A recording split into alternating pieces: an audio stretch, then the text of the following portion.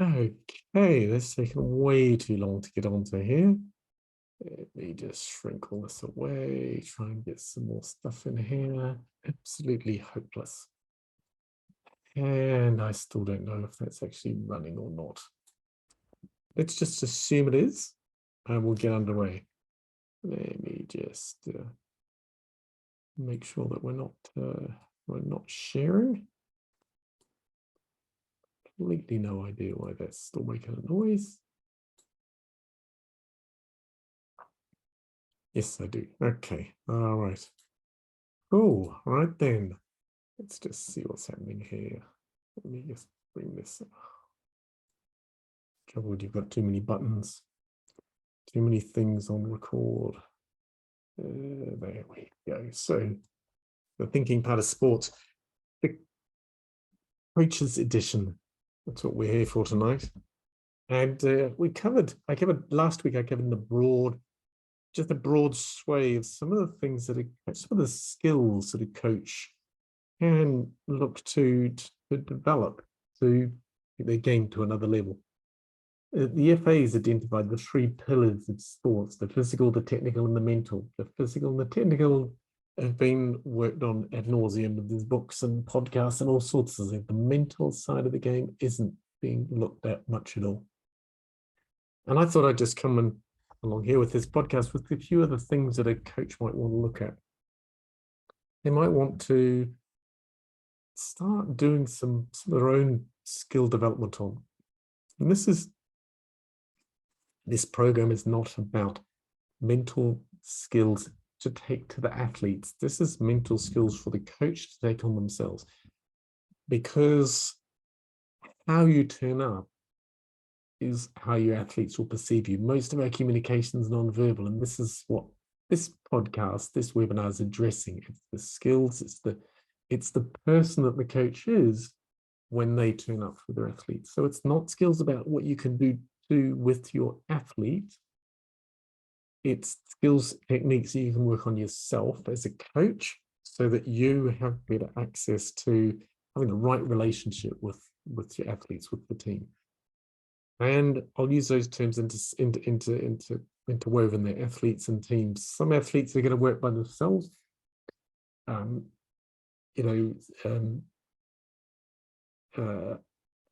Running, cycling, those sort of athletes are working on individual sports. A lot of other athletes are working in teams, and it doesn't really matter what sort of sport you're in.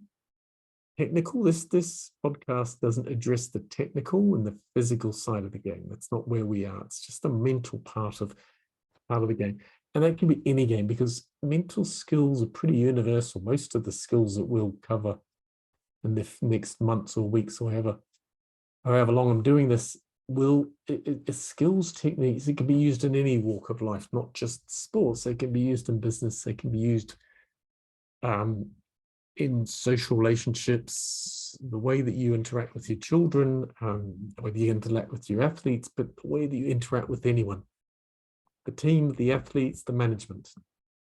So these are skills that help the coach begin to understand themselves better. And that's really what we're after. It's understanding yourself better as a coach. Now, I covered a whole stream of things last week, but this week I want to cover empathy. Empathy is that ability. Let me just bring this up again. Empathy is the ability for a coach to, on an energetic level, on an emotional level, to be able to connect with the other person. So having empathy for them, understanding them on a deeper level than what's being said. Most of our communication isn't what's said, it's all the other stuff that's going on.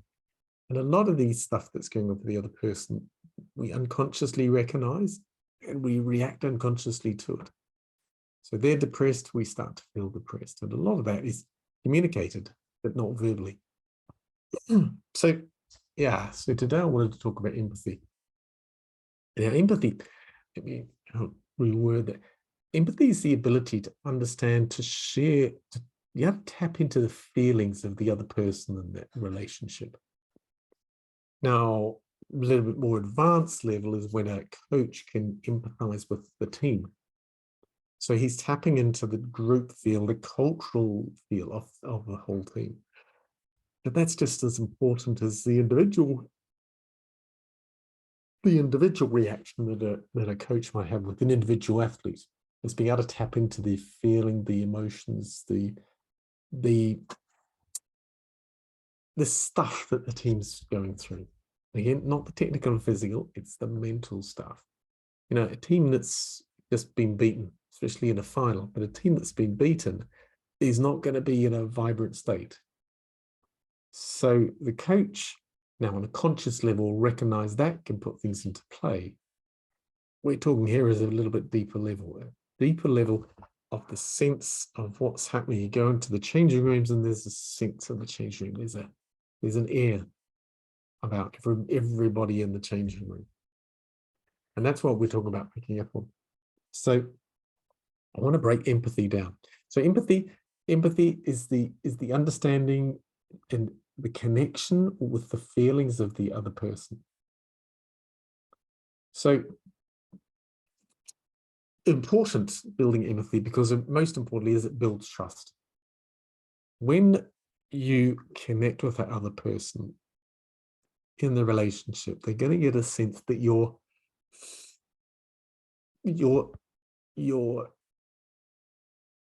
in empathy with them, you're connecting with them.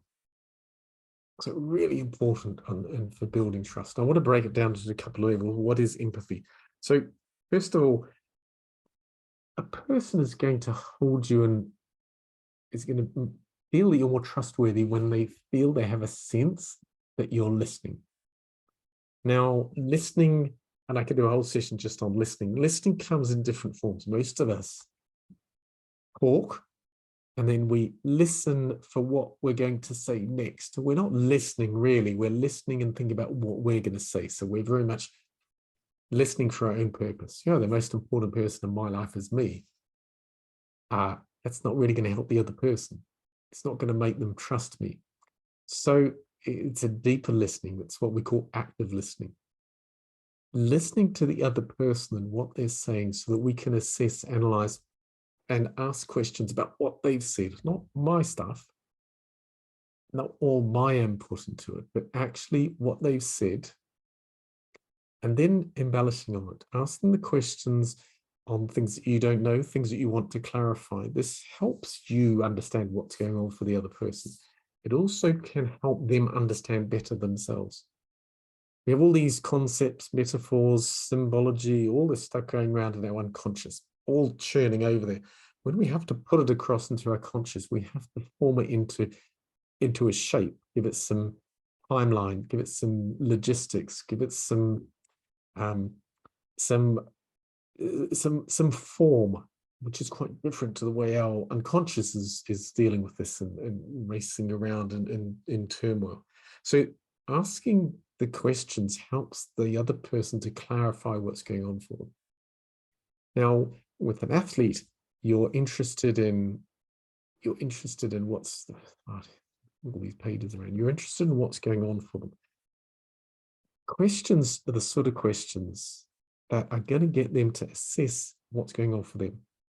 Now, for the coach to be an active listener, does take some work. It's a skill.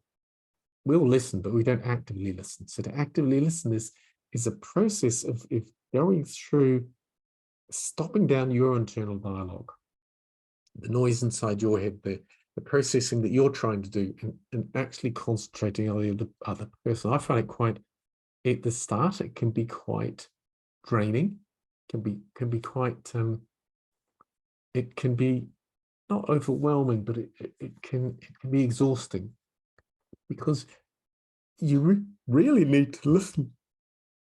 You really need to listen to the other person. Really concentrating on what they're saying, because that's where these questions are going to come from. The questions that you're going to ask about the content that they've said. You know, you've said that, can you clarify on that? Or what happened just before that? Sort of the questions that get the other person to analyze what's happening for them. That's a really good skill for a coach to actively get into, active listening. If it's with a team, you've got a lot more people putting their angle in. And in that sort of sense, you need to be, to a certain extent, aware of opinions and biases and politics that are going on. So there's another level of listening as well, understanding the relationships that the team individuals have, so that you can measure out what's the real sense going on here. Because ultimately, in the team situation, ask the right questions is key prior to making the right decisions. Your old school this is how we do it. It's done like this. This is the way we've done it. Now, huge advancements have come in sports and life, where people making the decisions actually start to listen to what's going on. Stephen Covey wrote the book on business, where he came out with the term "seek first to understand and then be understood." So the leader always speaks last. They're cliches, but what they are is getting the other people in the group to voice their opinions, their ideas, their concepts. So to listen, call out the real objective, essence, the real information of what's going on. It's a real skill that sadly not many people have. It's not common, active listening. So active listening, another really good technique, something that anybody should be evolving and developing in themselves, is being able to put themselves into the other person's shoes. It's just walk a mile in my shoes, walk a mile in the other person's shoes, or walk a mile in their shoes.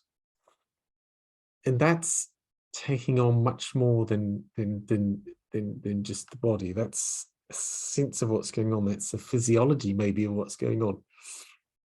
It's taking in all the different impacts. For you, looking from the outside, you've got a stable relationship, let's say.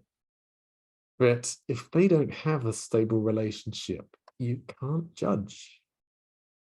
Putting yourself in their shoes, looking at from their perspective, how that relationship works, that will put you in a better understanding of what's going on for them. Because really, for a coach to be able to lead, to be able to control that person, that individual athlete, they have to be able to understand them on a deeper level. I say it a lot, but most of our communication is non-verbal, and this is what we're looking to pick up, walking in their shoes. So that's another really good technique for a coach to evolve and develop in themselves. Now, that comes from asking the right questions. So that active listening is working on the questions based on the information that's coming. The right questions are the steering wheels of life. Being able to ask the right question at the right time can help you to start to understand more than just who they are as an athlete. Understanding their whole lives, understanding their social life, what goes on at home. It's the very odd person that can leave all their stuff at the sideline before they step onto the field. They bring it all with them. They bring it all into the change room to be able to get themselves into the right state, to be 100% focused on the game is a skill for an athlete, for a coach, able to do that themselves. And for a business person, if you're going into work, being able to focus on the work, you can get a lot more done. You don't have to piss around with time management because you're focused completely on the job. You can get it done. On a football field, you've got 90 minutes. You don't want to be off thinking about what you had for breakfast, or the argument you had with your partner, or where you're going to go for dinner tonight, or the function that's come up, or the tax man that's coming in a couple of weeks. All this stuff is not something you want to take onto the sports field as a coach. To be able to focus on the game, it's not something you want to bring into the game. You're on the other sideline, but you don't want to be thinking about the tax man next week. You got to put yourself into their shoes to understand them, to help that other person to minimize the distractions. So that's a key skill for a coach, being able to put yourself into the other person's shoes. And having listened to them, when you put yourself in their shoes, you start to understand them. And this is all under the broad umbrella of empathy, is being able to show compassion. I was reading a fascinating book today. Where is it? It's somewhere around, called Drive. Ah, there it is. Talking about old school was carrot and stick, where there was the threat there that, you do the job well, you'll be motivated, you'll get the job done. The carrot and the stick. So there's the threats that come in, the carrot comes in, that's the motivation. No compassion in that. You work hard, you figure out what motivates the athlete. Is it pressure, or is it supporting them? Is it giving them a bonus? Is it threatening to leave them on the sideline, leave them on the bench? That's old school. It doesn't work anymore. There has to be a deeper understanding of what's going on for the person. So coach to connect with their athletes, to get more out of the athletes, especially the younger generation, of which most athletes are. It's learning about them. So it's showing compassion. This, putting yourself in their shoes, actively listening to them, building that trust, gets you into a state of really starting to feel for them. Now, this isn't going to work for if you're a bit older and is, stick and carrot, but the younger generation want to know that you're there for them, showing that compassion. Really important skill for a coach to be able to take on, anybody be able to take on. The world's changing, and for me to perform the best, I need to feel that I'm valued, if you like. So showing compassion, being compassionate, that doesn't mean that you're always going to be a walkover. There are times when, this is the line in the sand, this is what you need to do. They need to have clear directions, instructions. Everybody does. If it gets too grey, then we're not sure where the rules are, and the rules get stretched, and before you know it, an inch becomes a mile. So being compassionate, but having the ability to, what do they say? They say the warrior. So being in your warrior archetype. So as a warrior, you need to be strong, but not physically strong. It's almost like the threats there. So there's times when you need to work with the other person in the relationship in that state. And there's other times when you need to show more compassion for them, show more feeling for them. Really important skill for a coach to learn. Now, being aware of it, most of our communication is non-verbal, so it's really important that a coach starts to evolve and develop these skills in this non-verbal pattern recognition that people run. Now, there's lots of non-verbal communication courses out there, non-verbal dynamics that run for a person. When we have to be aware that one physical non-verbal gesture doesn't necessarily show us something. This is where the skill development comes in. So one of the normal ones is, I'll have to stand up, is when your arms are folded like that. So you have somebody that has their arms folded. That's normally a sign that they're hiding something. They're being protective of themselves. So it's a safety mechanism. This is what we're told in body language. So someone who's crossed arms is hiding something maybe, or is protecting themselves. They're maybe not telling you the whole story. There's a whole lot of sort of things that come out of that. Or they could just be cold. So you read a book on it, you might learn one or two things, but you've got to understand the whole picture. Actively listening to what's going on verbally, the words coming out. But at the same time, what's happening? Hands are a really, really useful indicator. Europeans use their hands a lot more. Italians especially use their hands a lot more. The French, Southern French, like that as well. That doesn't mean that there's still not gestures to recognize, but recognizing their culture as well. So it's a real skill to understand that, just because the player has their arms closed, crossed, they might just be cold. But if they've got their arms crossed and their mouths coming up to their throats, this means that they're telling an untruth. So there's something not being said almost. There's two connections together, and listening to the language. So non-verbal cues, there's the physiology, the physical ones I'm talking about here, but then also listening to the languaging. I mean, there are people that train, that teach, that learn just about body language. It's volumes of books. Obviously, that's not where we are as coaches. We have a job. This is just another skill set that will help us interact with our players.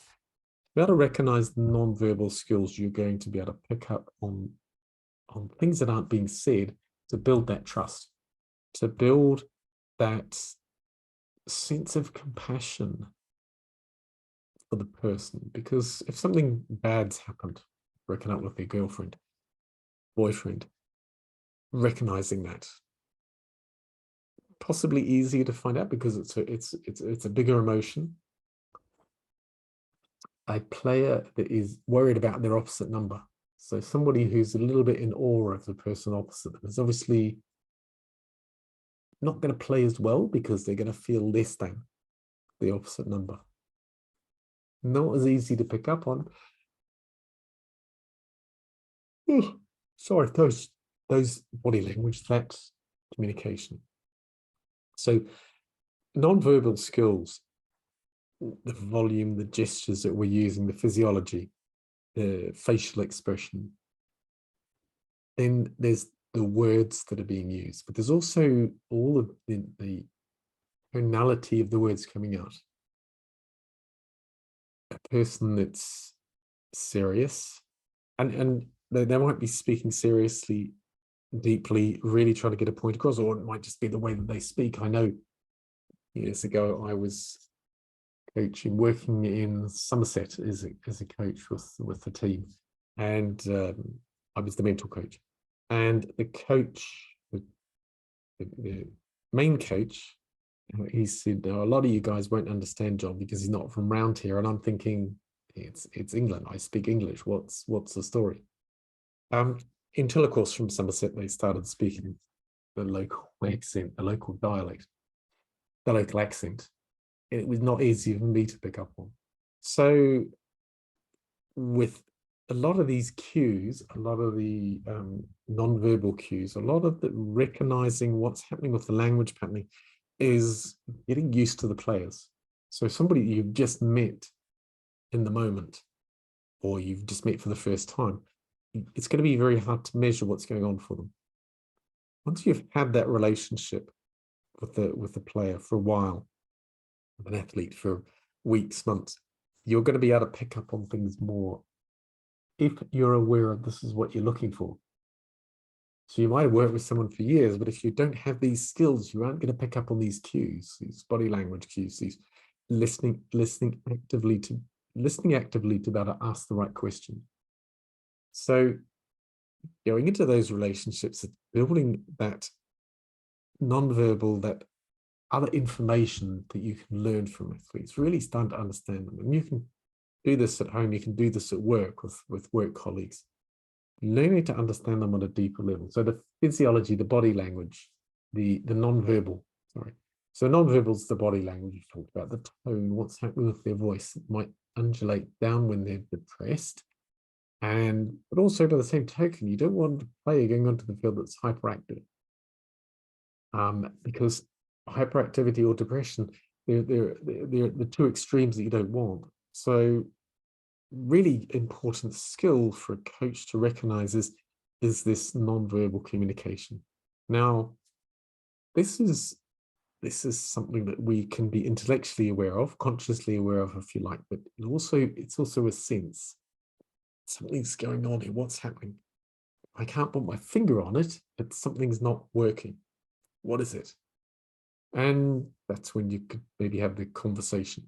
They might be quiet, you might not have the trust. So they're not going to be as open to you.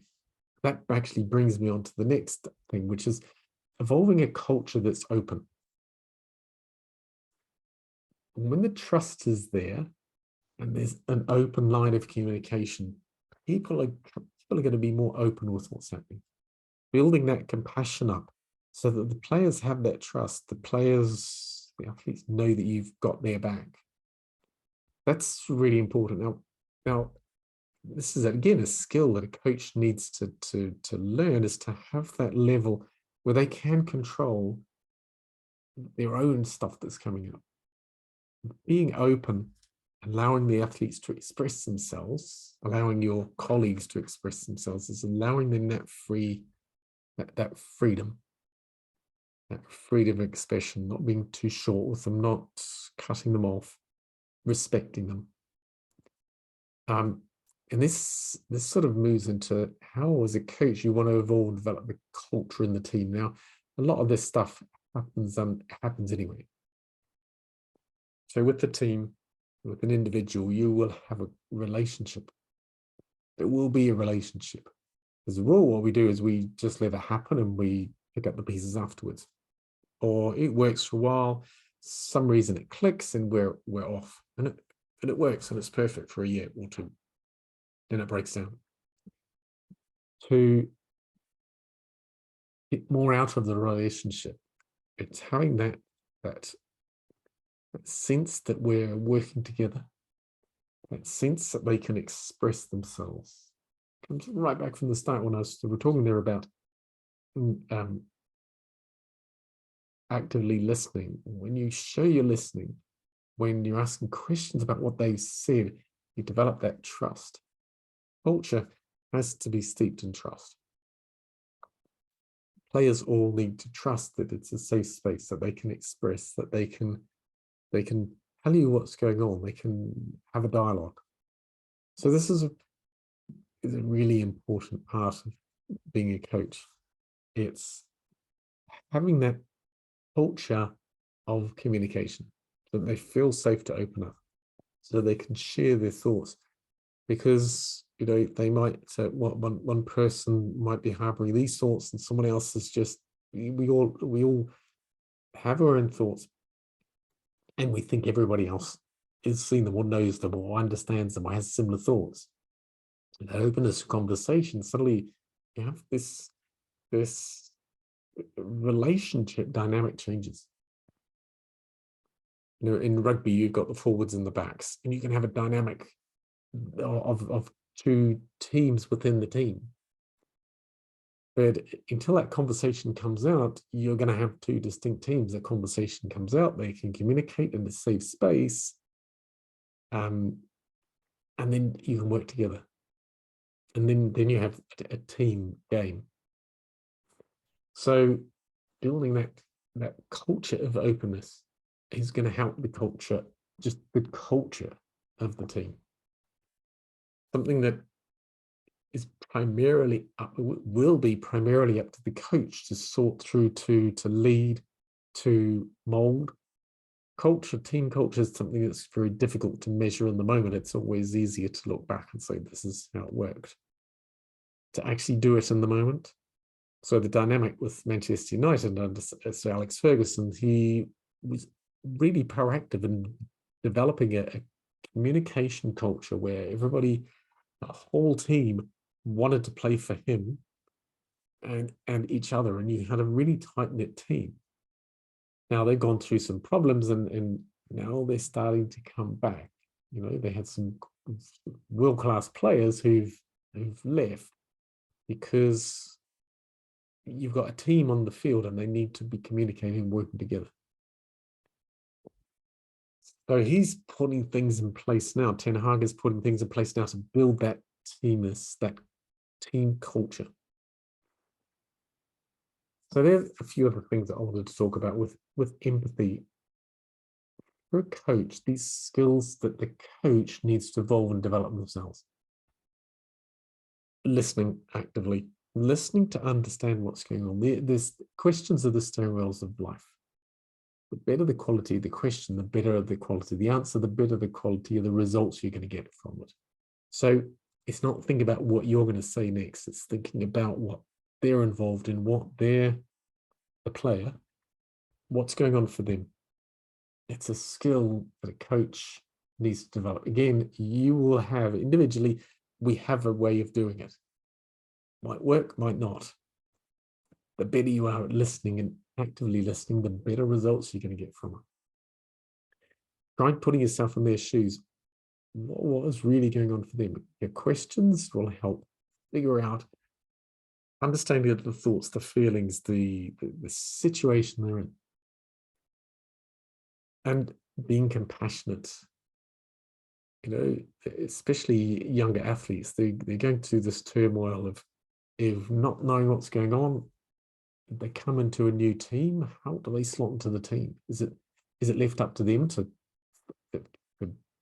push their way into the team, or does the team embrace them? You know, do you have elder team members actually connect up with the younger ones coming in to introduce them into the culture, the subtleties of the club? This is something that the techniques, the mental techniques, are something that the coach can do, but it is really needs to come from a compassionate level. And all this stuff, the way that the questions come out, putting yourself into their shoes, actually getting the thoughts and feelings. A big chunk of it is understanding the non-verbal cues, the body language that goes on, the words being used, the way that they're addressing other people, the way that the voice is being projected, the tones, the frequency, all this sort of stuff is the non-verbal. A huge body of work, and the coach is going to be in a much better place to be able to deal with things if he's got that awareness of non-verbal communication. Recognizing what's happening for the other person, but also recognizing how they're expressing their non-verbals. They're called non-verbals because we don't consciously recognize them. They don't come out in the words we say. They come out in how we move physically. So there's this dance, unconscious dance that we play with the other person. It works. It's a sense, a feeling. You might not even be aware of the feeling. You just go away feeling not as happy as you were at the start. There's people that drain you. There's people you go and you're exhausted after talking to them. There's a dynamic going on there. So a coach that can recognize that and then take control of it and use it to get the best out of their players is the coach that's going to go further. But that's self-work. That's not something you're doing to the other person. That's self-work so that you become the person that you need to become. And all this sort of comes under this umbrella of having a culture of openness so that they feel trusted, so that they can express thoughts, feelings, ideas, good and bad. You know, there needs to be that expression. If some people are pissed off, they need to be able to express that in a space where they know that it's going to be taken objectively. They're pissed off because this and this and this isn't working. If the emotions come into it, then we start to lose control. People get emotional, they lose the logic part of the mind. So having a team that connects, that gets on, is one that's going to work. So there are a few other things I wanted to say on empathy.